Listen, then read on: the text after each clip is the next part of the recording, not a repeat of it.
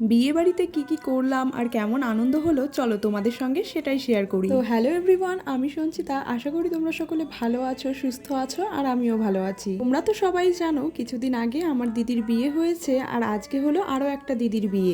কোনো বছর তো এরকমও হয়েছে একটাও বিয়ের নেমন্তন্ন পাইনি, তবে এবছর যেন বিয়ে খেয়েই যাচ্ছি। বিয়ের প্যান্ডেলে আসার পর কয়েকটা ছবি তোলার পরই মা আমাকে জোর করে খেতে বসিয়ে দিল। তবে একটা জিনিস কিন্তু ভালোই হয়েছে, এইদিকে খাওয়া দাওয়াটাও শেষ হয়েছে আর এইদিকে বড় চলে এসেছে। এখানে একটা মকটেলের স্টল বসেছিল, আর আমার ইচ্ছা ছিল সব ফ্লেভারের মকটেল একটু একটু করে টেস্ট করা। তবে এই ফ্লেভারটা এতটাই বাজে ছিল যে আমি খেতেই পারছিলাম না। খাওয়া দাওয়া সেরে আমরা সবাই মিলে চলে গেলাম একটু নাচ করতে। বাঙালি বিয়ে দেখতে কিন্তু আমার ভীষণ ভালো লাগে, তবে আমার ভীষণ ঘুমও পাচ্ছিল, আর সবে মাত্র কন্যাদান করার জন্য বিয়েতে বসলো। দেখতে দেখতে কিছুক্ষণের মধ্যে বিয়েও শুরু হয়ে গেল, আর এখন হচ্ছে মালা বদল।